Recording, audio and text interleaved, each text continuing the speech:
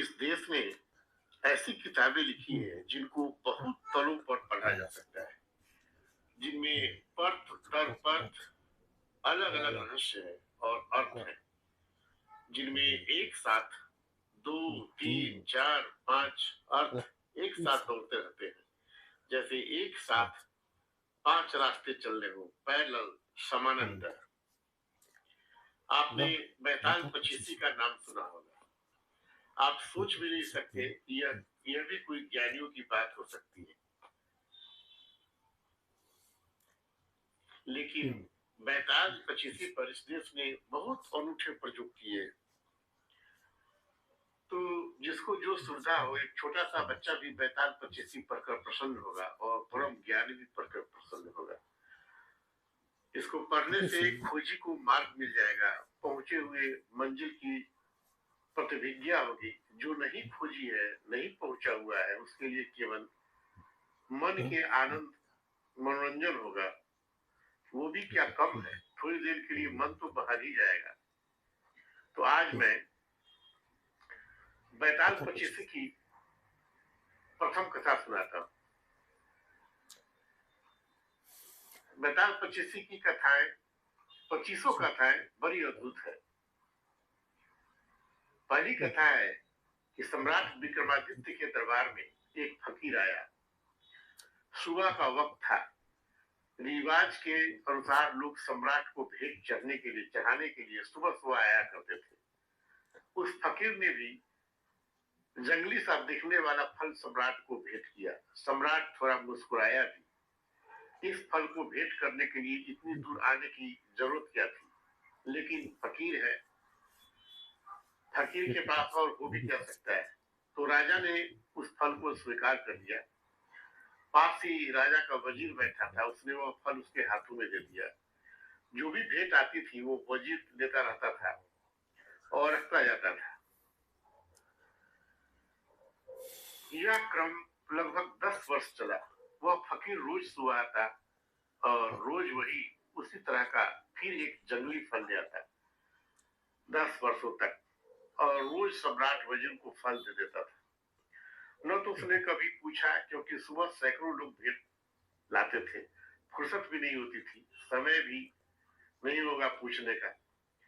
शायद इस फकीर से पूछने जैसा कुछ लगा भी न होगा।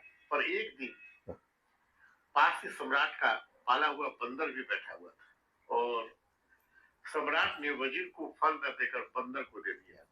बंदर ने फल खाया और उसके मुंह से एक बहुत बड़ा हीरा जो उस फल में छिपा था नीचे गिर गया।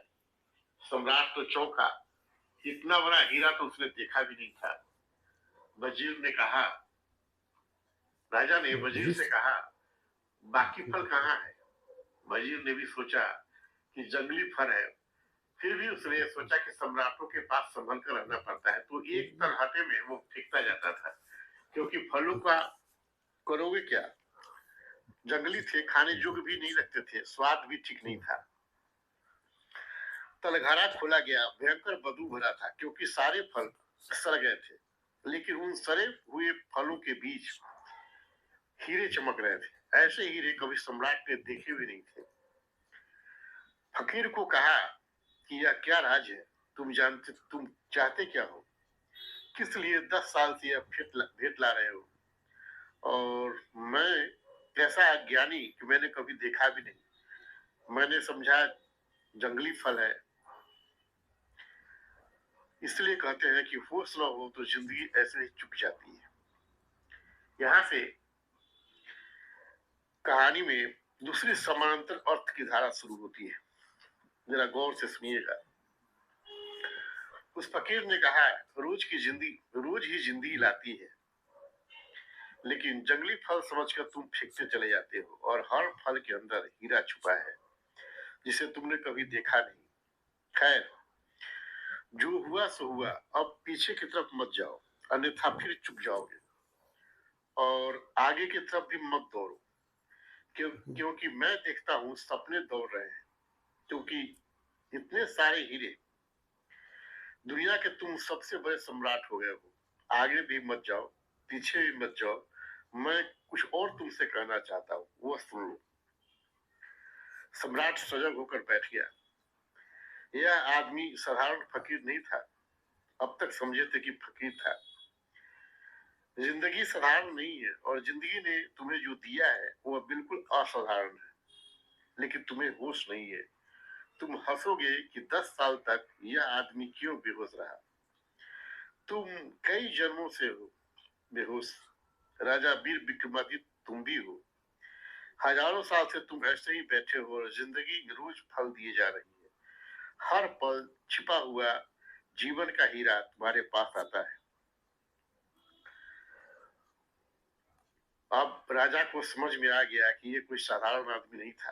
तब राजा ने कहा, तुम्हारी एक एक बात सुनने जैसी है। उसने कहा, मैं 10 वर्ष से आ रहा हूँ इसी प्रतीक्षा में किसी दिन तुम जागोगे, क्योंकि मैं एक ऐसा आदमी चाहता हूँ जो वीर हो और वह तुम हो। इसलिए विक्रमादित्य का नाम वीर विक्रमादित्य पड़ा। सिर्फ दो ही आदमियों को भारत ने वीर कहा है, एक महावीर को और एक विक्रमादित्य को। निश्चित तुम वीर हो, इसमें कोई शक शुबा नहीं, लेकिन काफी नहीं है वीर होना। इसलिए मैं चाहता हूं तुम जागो वर्तमान के प्रति। तुम मेरे काम के हो सकते हो। अब दोनों बातें घट गई। अब तुम वीर हो, होश हो और साहस भी है तुमने। मैं एक बड़े महान तंत्र पर कार्य करने में लगा। उसमें मुझे एक ऐसे आदमी की जरूरत है जो बहुत वीर हो, जिसे कोई चीज भयभीत न कर सके और जो होशपूर्ण हो। अगर तुम तैयार हो तो आज अमावस की रात है, तुम साँझ मरघट पर पहुंच जाओ, मैं तुम्हें वहीं मिलूंगा। यह कहकर फकीर तो चला गया। सम्राट ने कई बार सोचा भी कि इस झंझट में पड़ना कि नहीं पड़ना, लेकिन फिर तो यह कायरता होगी और यह आदमी ऐसा है कि इसके साथ थोड़ी दूर तक चला जा सकता है। चले जाने जैसा दिखता है। पता नहीं हम जैसे जंगली फल को फेंकते रहे, पता नहीं मरघट में कौन से स्वर्ग या मोक्ष का द्वार खुल जाए। अपने आप को राजा वीर विक्रमादित्य समझता रहा। अंदर ही अंदर थोड़ा डर भी लग रहा था। बहादुर से बहादुर आदमी डरता है। यह मत सोचना कि सिर्फ कायर डरते, डरते तो बहादुर भी है। फर्क क्या है कि बहादुर और कायर में, बहादुर डरता है तो भी काम करता है, कायर डरता है तो भाग खड़ा होता है। डरते तो दोनों है। डरने के संबंध में कोई फर्क नहीं है, क्योंकि जो डरे ही नहीं वह तो बहादुर भी क्या, उसको क्या कहना। वह तो लोहे लकड़ी और पत्थर का बना हुआ आदमी होगा। वह बहादुर नहीं है जो डरे ही ना। डर तो स्वाभाविक है, लेकिन बहादुर डर को किनारे पर रख देता है और घुस जाता है, और भयभीत डर को सिर पर रख लेता है और भाग खड़ा होता है। खैर, आधी रात विक्रमादित्य पहुंच गया मरघट पर। बड़ा डर लगता था। यह कोई साधारण रात नहीं मालूम होती थी। शायद इतनी भयंकर रात को इससे पहले कभी वीर विक्रमादित्य न जाना भी नहीं था। इससे पहले इतनी रात को कभी मरघट आया भी नहीं होगा। मालूम ही रहा है। मरघट सिर्फ एक शब्द था जो पढ़ा और सुना होगा। आज मरघट पर जीवन है, उसका दाव है। आज मरघट केवल शब्द ही नहीं रहा, आज एक अनुभव है। तुम भी कभी आधी रात अमावस की मरघट पर जाओ, तब तुम्हें इस शब्द का अर्थ पहली बार पता चलेगा। आपके शब्दकोश जो अर्थ लिखा है वो सत्य नहीं है। मरघट एक अनूठी घटना है। चारों तरफ रहस्य, चारों तरफ फैली गहन शांति की गहन तरंगे, भय, खतरा, भूत प्रेत की काल्पनिक चीख पुकार, और तांत्रिक अपना मंडल रचकर बैठा है नग्न। चारों ओर मानव खोपड़ियों का ढेर लगा है और एक मानव लाश पास ही रखी है, जिसका उसने सर काट कर रखा है। सम्राट ने कहा, मैं आ गया। तांत्रिक ने उसकी ओर गौर से देखा और कहा, वो जो वृक्ष है दूर जिस पर थोड़ी थोड़ी रोशनी पड़ रही है, वो विशाल वृक्ष देख रहे हो ना, उस पर कुछ लाशें अटकी हुई है। तुम उस लाश को वृक्ष से उतार कर मेरे पास लाना है, लेकिन एक बात का ध्यान रखना, एकदम सजग रहना, होशपूर्ण। यह तलवार की धार पर चलने जैसा है। जरा चुके कि गए, शांत रहना। शायद फिर मैं तुम्हारी कोई सहायता न कर सकूंगा। धड़कती छाती से विक्रमादित्य उस वृक्ष की ओर चला। हाथ में उसने नंगी तलवार ले रखी थी। चारों तरफ गहन शांति थी। पैर जब जमीन पर पड़े सूखे पत्तों पर पड़ रहे थे, उनकी उनका शोर खड़खड़ाहट भी बहुत भारी कर रही थी कदमों को। अपनी ही सांसें कैसे शांति को चिर रही थी।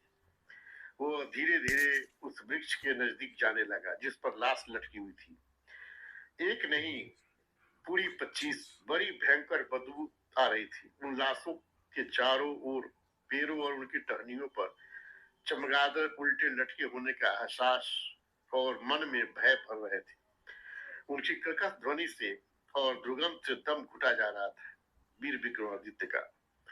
अंदर तक कहीं कोई भय की लहर बीच बीच में पूरे बदन को कप कपा जाती थी।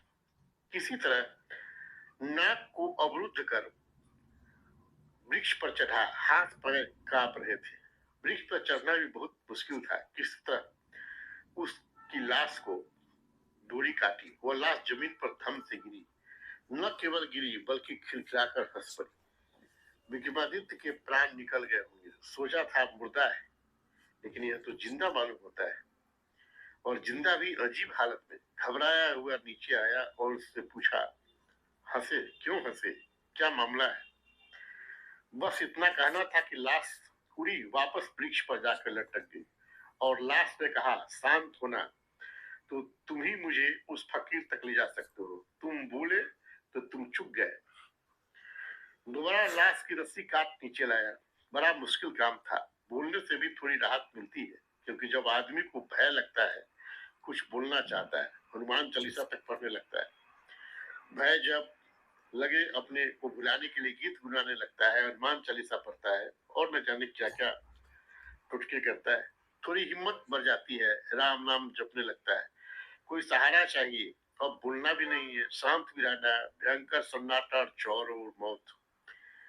शायद शायद इसलिए आदमी अतीत की सोचता है, भविष्य की सोचता है, क्योंकि डरता है। वर्तमान के क्षण में जीवन भी है और मौत भी। दोनों ही एक साथ है, क्योंकि वर्तमान में तुम मरोगे और वर्तमान में तुम जीते हो। न तो कोई भविष्य में मर सकता है, न भविष्य में जी सकता है। तुम भविष्य में मर सकते हो, जब मरोगे वो अभी और यही वर्तमान के क्षण में मरोगे। आज मरोगे, कल तो कोई भी नहीं मरता। कल तो मरोगे कैसे? कल तो आता ही नहीं। जब मर नहीं सकते, कल में तो जियोगे कैसे? कल का कोई आगमन ही नहीं होता। कल है ही नहीं, जो है अभी और यही है। बोले कि चुप जाते हो, सोचे कि चुप जाते हो। मरकर विक्रमादित्य ने अपने आप को रोका। आदमी बहादुर था। मुर्दा काट कर फिर से नीचे उतारा, फिर हंसा। उसकी भयंकर खिलराहट से सारा वातावरण क्षण भर के लिए कांप गया। छाती कांप गई विक्रमादित्य की। तो नीचे उतरा, मुर्दे को कंधे पर रखा, चलने लगा। मुर्दे ने कहा, सुनो, राह लंबी है, रात अंधेरी है, और तुम्हारा बोझ हल्का करने के लिए तुम्हें एक कहानी सुनाता हूँ। ऐसी पहली कहानी। उसने कहा, 3 युवक थे, ब्राह्मण। विक्रमादित्य सुनना भी नहीं चाहता था, पढ़ना भी नहीं चाहता था चक्कर में, क्योंकि जब तुम सुनोगे तो पता नहीं बीच में बोल उठो कुछ, या कुछ हो जाए, या कम से कम सुनने में ही लग जाओ, और जो तुमने संभाल रखा है अपने को वो चुक जाए। क्षण में चुक जाती है बात, मगर इससे नहीं कहना भी ठीक नहीं है, क्योंकि नहीं कहते ही लाश उड़ जाएगी और फिर वृक्ष पर चढ़ना पड़ेगा और उसे नीचे गिराना होगा। इसलिए विक्रमादित्य चुप ही रहा और वह मुर्दा कहानी कहने लगा। एक गुरु के आश्रम में 3 युवक थे। तीनों ही गुरु की लड़की के प्रेम में पड़ गए। कहानी में रस आने लगा। प्रेम की कहानी में किसे रस नहीं आता। विक्रमादित्य थोड़ा बेहोश होने लगा। संभाल रहा है, लेकिन उत्सुकता जग गई, जिज्ञासा। फिर क्या हुआ? तीनों एक से एक थे, योग्य थे, अप्रतिम थे, प्रतिभाशाली थे। जिज्ञासा कि फिर क्या हुआ? गुरु मुश्किल में पड़ गया कि किसे चुने और किसे छोड़े। युवती भी मुश्किल में पड़ गई और कोई उपाय न देखी कौन जीवन साथी बने। तीनों के गुण धर्म इतने गहरे और अंतस को खींचने वाले थे कि किसी को छोड़ नहीं पाई और अंत में हार कर आत्महत्या कर ली। उसके लिए कोई मार्ग नहीं था। वह जानती थी कि अगर किसी को छोड़ा तो जीवन पर पछतावा होगा, कि वही काबिल था और एक के चुनने के लिए दो को छोड़ना ही होता। वो हार गई और अपना जीवन ही समाप्त कर दिया। बड़ी अड़चन थी। 3 से विवाह तो नहीं कर सकती थी और उसकी लाश को जला दिया गया। उन 3 युवकों में से एक तो उसी मरघट पर रहने लगा। उसकी राख के पास से कुटिया बना ली और वहां एक मढ़ी बनाकर धूनी बनाकर ध्यान करने लगा। दीवाना हो गया। दूसरा युवक इतने दुख से भर गया कि यात्रा पर निकल गया और अपना दुख भुलाने को घूमता रहेगा संसार में। अब बसना नहीं है, क्योंकि जिसके साथ बसना था वही नहीं रही। अब घर नहीं बसाना, वो परिवारजक हो गया। एक फकीर भटकता हुआ आवारा फक्कर जोगी बन गया। तीसरे युवक किसी आशा से भरा हुआ, क्योंकि उसने सुन रखा था कि ऐसे मंत्र भी है कि अस्थि पंजर को पुनर्जीवित कर दे तो उसे सारी अस्थियां इकट्ठी कर ली। रोज उसको गंगा जल में ले जाता, धोकर साफ करता, फिर ले आकर रख देता। उसकी रक्षा करता कि कहीं कोई मंत्र का जानने वाला मिल जाए। इस तरह से वर्षों बीत गए। जो घूमने निकल गया था यात्रा पर, उसे एक आदमी मिल गया जो मंत्र जानता था। उसने उसे मंत्र सिखा दिया। उससे उसने मंत्र सीख लिया, मंत्र का शास्त्र ले लिया, भागा। जल्दी से जल्दी उसे पहुंचने की थी। डर था कि उसे कि वो अस्थि पंजर बचेंगे या नहीं बचेंगे, क्योंकि वो तो कभी के फेंक दिए होंगे। लेकिन जब पहुंचा तो अपने को आश्वस्त पाया। अस्थि पंजर अभी बचे हुए थे। उनको उसके एक साथी ने संभाल कर सहज कर रखा था। उसने उन अस्थि पंजरों को जोड़कर मंत्र पढ़ा। वह युवती पुनर्जीवित हो गई, पहले से ज्यादा सुंदर, मंत्र सिद्ध। उसकी देह स्वर्ण स्वर्ण की हो गई। उसके अंदर कमल कमल किसी कोमलता और ताजगी प्रवेश कर गई। उसका रूप और यौवन देखते ही बनता था। वह फिर वही कलह शुरू हो गया कि अब यह किसकी। अब तक सम्राट भी भूल गया था कि वह क्या कर रहा है। वह सुनने में लग गया जैसा तुम सुनने में लग गए। उस मुर्दे ने पूछा, सम्राट ध्यान से सुनो, गौर से सुनो। फिर वही झगड़ा शुरू हो गया। अब सवाल यह है कि उन तीनों में से यह युक्त किसकी। तुम्हारे इस विषय में क्या ख्याल है? और अगर तुम्हारे भीतर उत्तर आए और तुमने उत्तर नहीं दिया तो तुम्हारे सर के टुकड़े टुकड़े हो जाएंगे।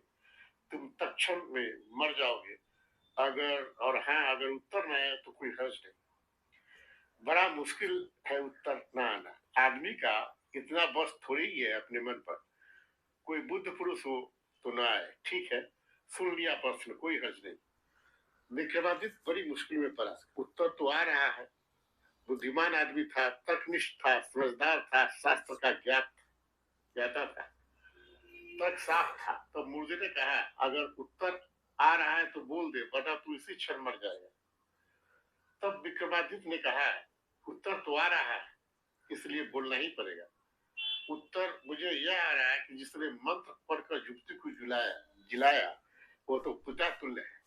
उसने जन्म दिया, इसलिए वह विवाह के हक के से बाहर हो गया।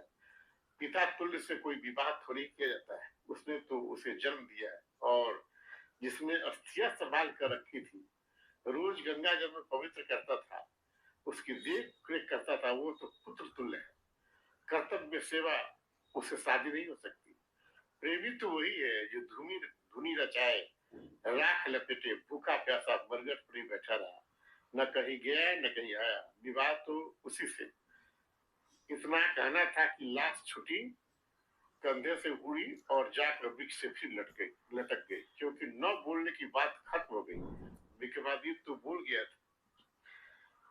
इसी तरह की 25 कहानियां बारी बारी से चलती है और बताल 25 तैयार हो जाती है। मेरे कहने का मतलब है कि जीवन में तुम चुकते हो जब भी मूर्छा पकड़ लेती है, जब भी तुम होश खो देते हो, जब भी जागे हुए नहीं रहते, तत्क्षण जीवन का सूत्र हाथ से छूट जाता है। तुम भी जरा से अशांत हो जाते हो, विचारों की तरंगे लग जाती है, और तभी आप देखना जीवन का सूत्र आपके हाथ से सरक गया, क्योंकि विचार की तरंग और तुम वर्तमान से चुके हो। मीका दिल हार गया। वो फिर ऐसी 25 कहानियां चलती है पूरी रात। हर बार चुकता जाता है, हर बार चुकता जाता है। 25वीं कहानी पर संभल पाता है। हर कहानी में ज्यादा से ज्यादा हिम्मत बढ़ती है, साहस बढ़ता है, ज्यादा देर तक रुकता है, ज्यादा देर तक विचारों की तरंगे अनुकंपित करती। 25वीं कहानी आते आते कहानी चलती रहती है और मुख्यमंत्री सुनता रहता है, भीतर कुछ भी नहीं होता है। जीवन एक तैयारी है, यहाँ बहुत कुछ है तुम्हें उलझा लेने को। बाजार है, पूरा मीना बाजार है, सब तरफ से बुलावा है, उत्सुकता को, जिज्ञासा को, मनोरंजन को। प्रश्न है, विचार की सुविधा है, सोच विचार का उपाय है, चिंता का कारण है, सत्र को उलझा। अगर तुम इस सारे संसार में ऐसे गुजर जाओ जैसे विक्रमादित्य उस मरघट से बिना बोले चुपचाप जागा हुआ 25वीं कहानी पर गुजर गया, तो तुम वर्तमान क्षण की अनुभूति को उपलब्ध हो जाओगे, अन्यथा तुमने वर्तमान जाना ही नहीं। तुम वर्तमान से गुजर रहे हो क्योंकि और कोई जगह नहीं जहां से तुम गुजर सको, लेकिन बेहोश सोए हुए गुजर रहे हो, या तो अतीत में खोए हुए गुजर रहे हो, या भविष्य में डूबे हुए गुजर रहे हो। वर्तमान से तुम्हारा कहीं तालमेल नहीं बैठा, वर्तमान से संगीत नहीं छिड़ा है, वर्तमान का स्वर नहीं मिला है। वो वर्तमान से स्वर मिल जाए तो तुम पाओगे एक ही है, अनेकों उसके रूप है, एक सागर है, अनेक लहरें। तो ये थी बेताल पचीसी की पहली कहानी। मैं कोशिश करूंगा बेताल पचीसी की 25वीं कहानी आपको सुनाऊं। बहुत बहुत धन्यवाद।